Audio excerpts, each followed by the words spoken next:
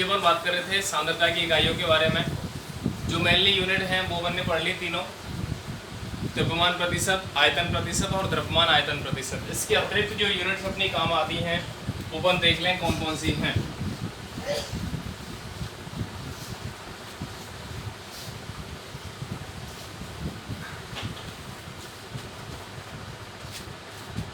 ये भी अपनी क्या है, इकाई है। उनमें से पहला अपन पढ़ेंगे किसके बारे में, मोलरता। मोलरता को डिनोट करते हैं किससे, कैपिटल एम। मोलरता जिसको डिनोट करते हैं किससे, कैपिटल एम से। ये एक प्रकार की क्या है,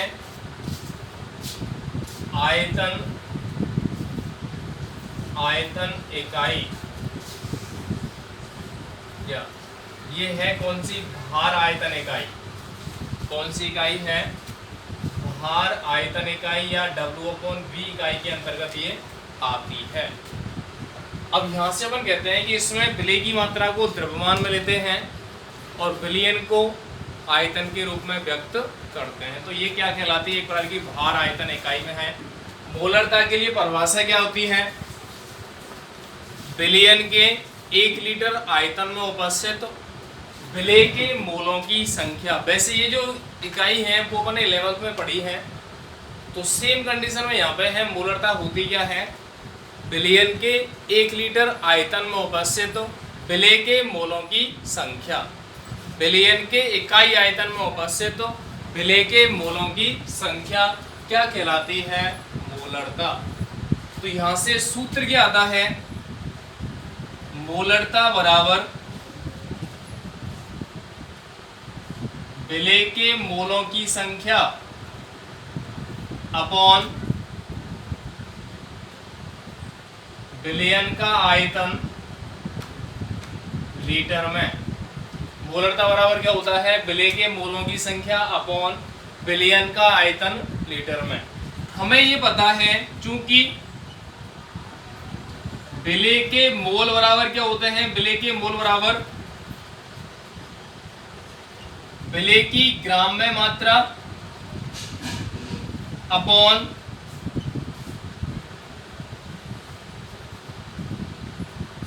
विलेय का अणुभार।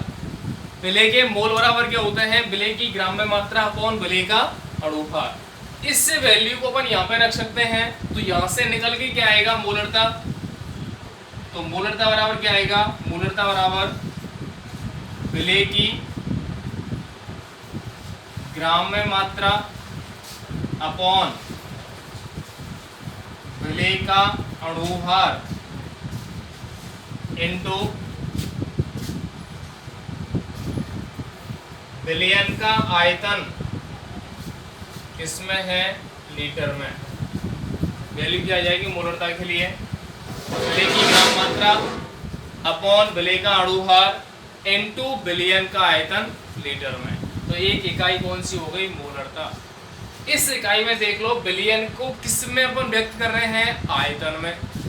और आयतन में अगर है तो अगर इस वैल्यू के लिए अपन ताप बढ़ाते हैं या विलयन के ताप में वृद्धि करते हैं तो उस विलयन की मोलरता परिवर्तित होगी या नहीं होगी, होगी, क्योंकि आयतन ताप के साथ परिवर्तित होता है या ताप पर निर्भर करता है।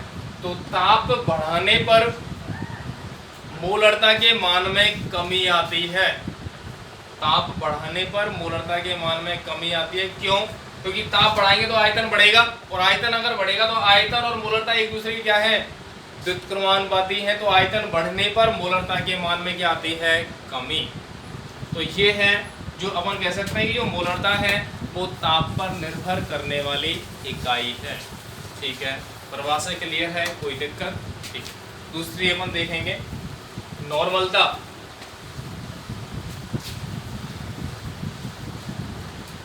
नॉर्मलता को अपन कहते हैं, दूसरी कौन सी है,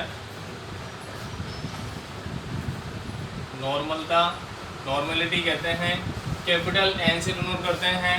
यह भी भार आयतन इकाई है। यह भी क्या है, भार आयतन इकाई।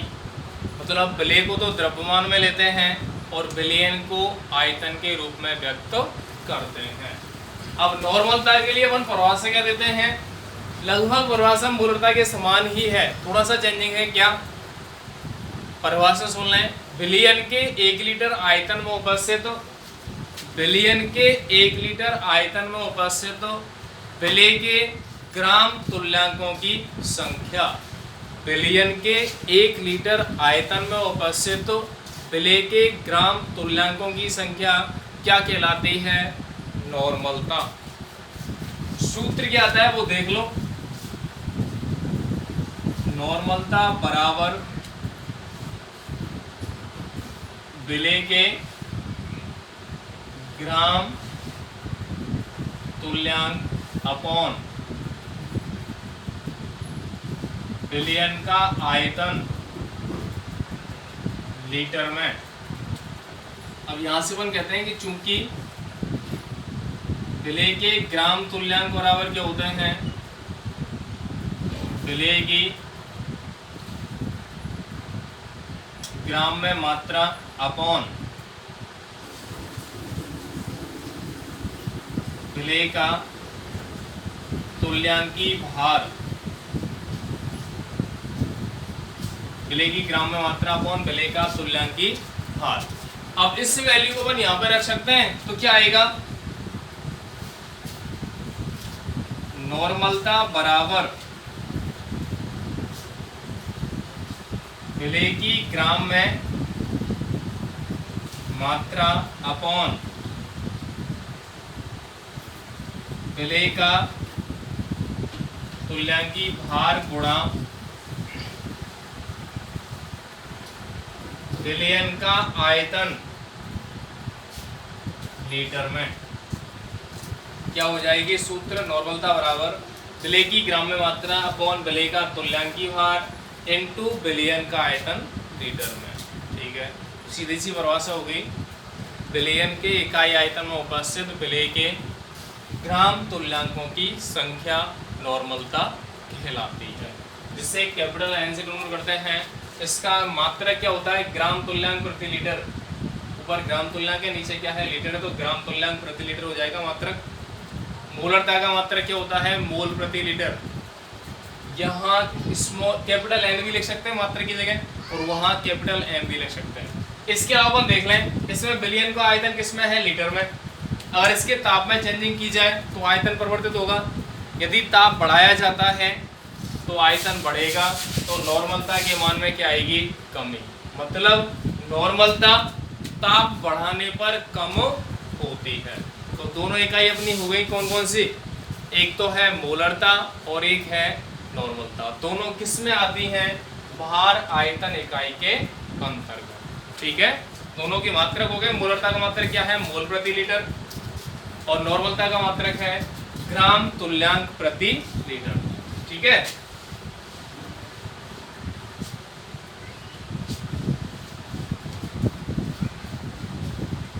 इसके बाद तीसरी अपन पढ़ेंगे कौन सी है, मोललता। तीसरी कौन सी है, मोललता। डिनोट किससे करते हैं अपन, स्मॉल एम से। परिभाषा क्या होती है वो अपन सुन लें,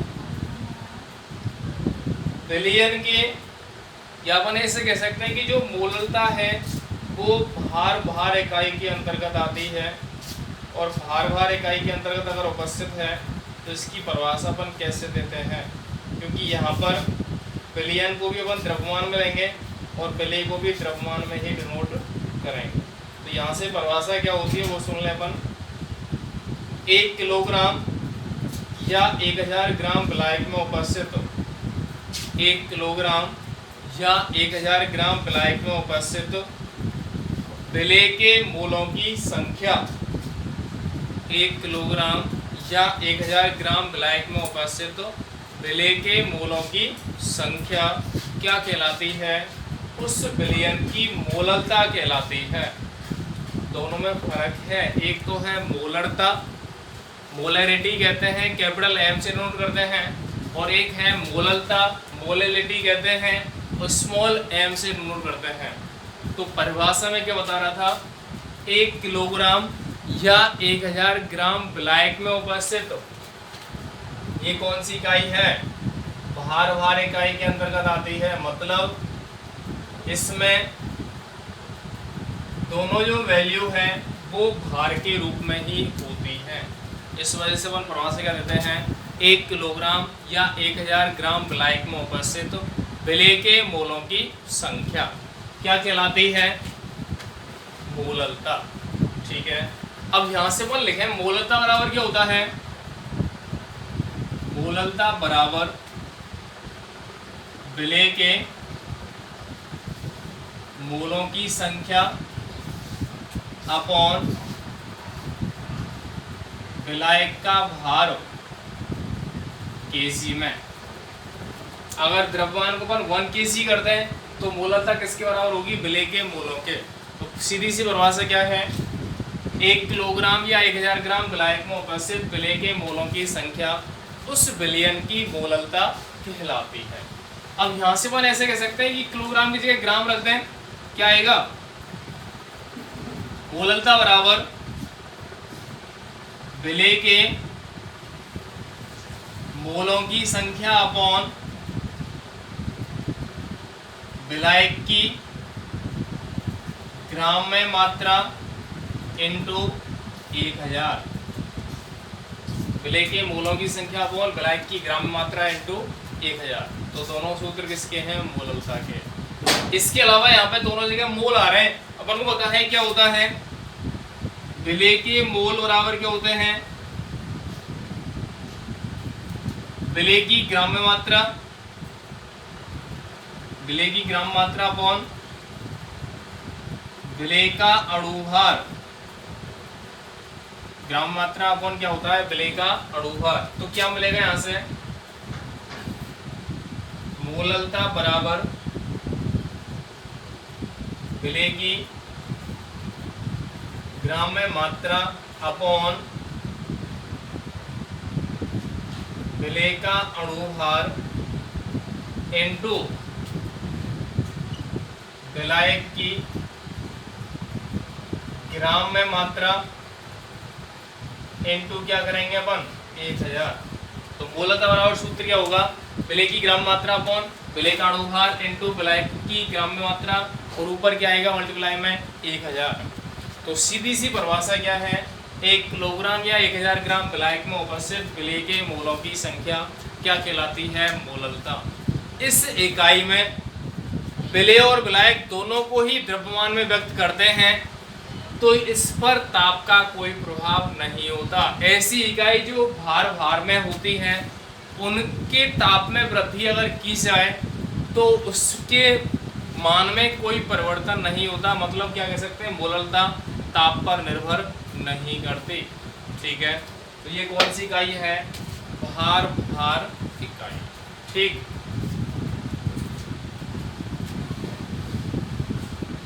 चौथी इकाई अपन पढ़ेंगे कौन सी? मोल भिन्न। फोर्थ क्या होती है? मोल भिन्न।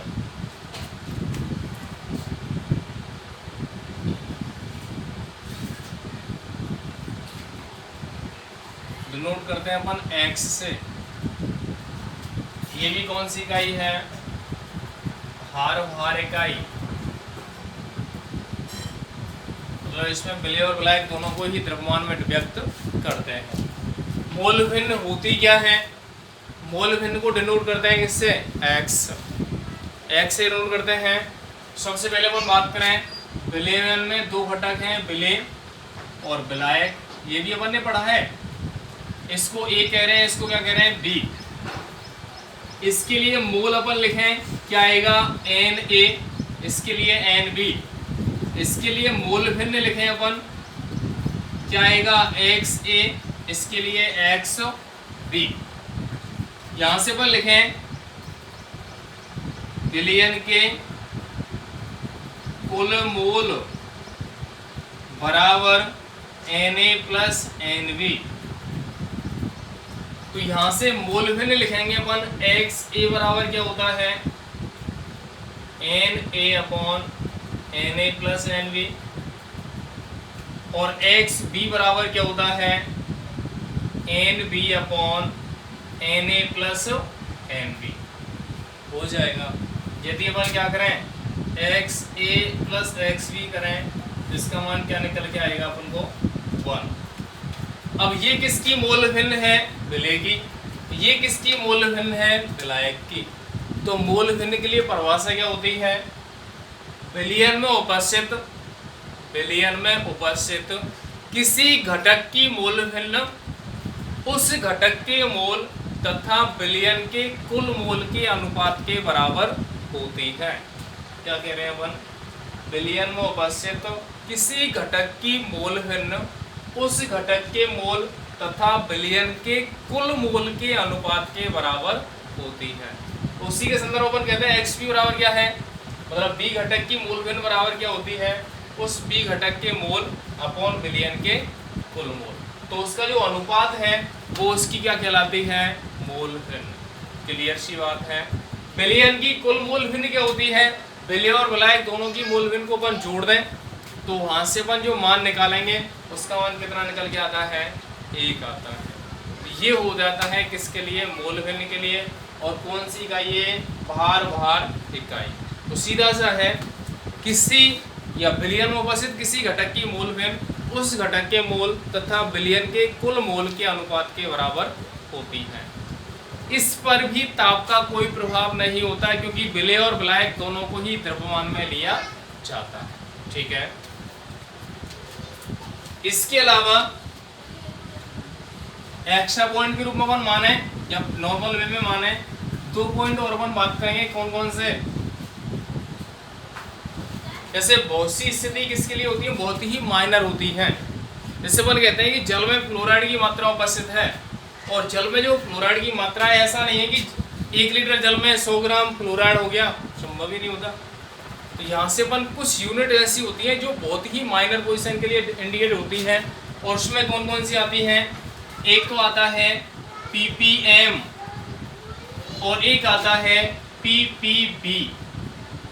2 यूनिट में बता रहा हूँ, एक तो है ppm और एक है ppb। इसको अपन कहते हैं पार्ट पर मिलियन। इसको अपन कहते हैं पार्ट्स या पार्ट पर बिलियन। दोनों में फर्क है, एक मिलियन है और एक बिलियन है।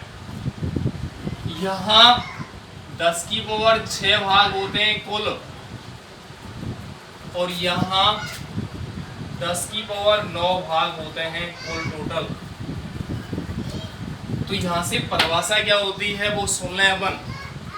बिलियन के 10 की पावर 6, बिलियन के 10 की पावर 6 भागों में उपस्थित विलय के भागों की संख्या। बिलियन के 10 की पावर 6 भागों में उपस्थित विलय के भागों की संख्या क्या कहलाती है, ppm। तो ppm बराबर क्या होता है, ppm बराबर विलय की मात्रा अपॉन बिलियन की मात्रा इंटू 10 की पावर 6। विलय की मात्रा पर बिलियन की मात्रा इंटू 10 की पावर 6। यहाँ से अपन क्या कह रहे हैं, बिलियन के 10 की पावर 6 भागों में उपस्थित विलय के भागों की संख्या क्या कहलाती है, ppm। इसी के संदर्भ में यहाँ पे क्या होता है, ppb बराबर क्या होता है, बराबर विलय की मात्रा अपॉन बिलियन की मात्रा इंटू 10 की पावर 9। तो परिभाषा क्या होती है, बिलियन के 10 की पावर 9 भागों में उपस्थित विलय के भागों की संख्या। तो बिलियन के 10 की पावर 9 भागों में उपस्थित विलय के भागों की संख्या क्या कहलाती है, ppb। एक तो है पार्ट पर मिलियन, पार्ट प्रति मिलियन, और दूसरा है पार्ट पर बिलियन या पार्ट प्रति बिलियन। तो दोनों स्थिति हैं जो सामान्यतः माइनर वैल्यू के लिए ली जाती है। अपन कह रहे थे, मैं अभी कह रहा था कि अगर किसी बिलियन में 15 ppm फ्लोराइड की मात्रा उपस्थित है, तो अपन क्या कहेंगे वहाँ पे कि 10 की पावर 9 भागों में 15 ग्राम या 15 ग्राम की वैल्यू जो है वो किसके लिए है, ppm के लिए है या फ्लोराइड की स्थिति के लिए है। तो सामान्य अपन क्या कहते हैं 15 ppm लिखा है, 15 ppm मतलब इसका है कि 15/10 की पावर 6 और टोटल 10 की पावर 6 अगर भाग हैं उसमें से 15 जो भाग हैं वो किसके लिए निकल के आते हैं, क्लोराइड की क्वांटिटी के लिए। तो ये स्थिति बहुत ही माइनर है। जैसे अपन कहते हैं कि किसी भी मानव शरीर में अस्थियों में कोई भी आयंस है या कोई भी मिनरल अपन कहते हैं उसकी क्वांटिटी कम ज़्यादा होती है तो उसको अपन इनके अकॉर्डिंग ही ले पाते हैं। ऐसा नहीं हो सकता कि ग्राम में वैल्यू देते हैं 200 ग्राम हो गया 300 ग्राम हो गया, वो तो बहुत ज़्यादा कंडीशन हो जाएगी, तो वहाँ पे बहुत ज़्यादा डिसऑर्डर क्रिएट हो जाएगा। तो ये कंडीशन नहीं होती, इसको अपन माइनर वैल्यू के रूप में पढ़ते हैं। यहाँ से अपन देख लें इकाई कौन कौन सी पढ़ी है अपन ने। एक तो पढ़ा है द्रव्यमान प्रतिशत, एक पढ़ा है आयतन प्रतिशत, एक पढ़ा है द्रव्यमान आयतन प्रतिशत। इसके अतिरिक्त मोलरता, नॉर्मलता, मोललता, इसके अलावा मोल भिन्न, और इसके अतिरिक्त कुछ एक्स्ट्रा वर्ड कौन से हैं, एक तो है ppm और एक है ppv। तो ये सभी किसके लिए आती हैं इकाइयाँ, सांद्रता को डिनोट करने के लिए या विलयन की सांद्रता को ज्ञात करने के लिए जो इकाइयाँ काम में ली जाती हैं वो सभी इसके अंतर्गत उपस्थित होती है। तो ये आज का टॉपिक है। इसमें इससे संबंधित जो क्वेश्चंस हैं उनको अपन कल एक बार देखेंगे, न्यूमेरिकल्स। तो ये जो भी टॉपिक है उसमें अगर कोई प्रॉब्लम आती है तो या तो आप मेरे से डिस्कस करें या आपस में या बुक से कंसल्ट कर सकते हैं, कोई समस्या नहीं होनी चाहिए। मतलब कुछ टॉपिक तो अपन ने लास्ट ईयर पढ़े भी हैं, 11 से संबंधित हैं, मोलरता है, नॉर्मलता है, मोललता है, मोल भिन्न है, ये तो यूनिट पढ़ी है। इसके अतिरिक्त जो है वो अपनी 12 से संबंधित है या संबंधित तो सब पूरा है, लेकिन वो अपन ने पहले ही पढ़ा हुआ है तो ऐसी कोई समस्या नहीं होनी चाहिए। ठीक है, और पूरा कम्प्लीटली अपन वीडियो देखें।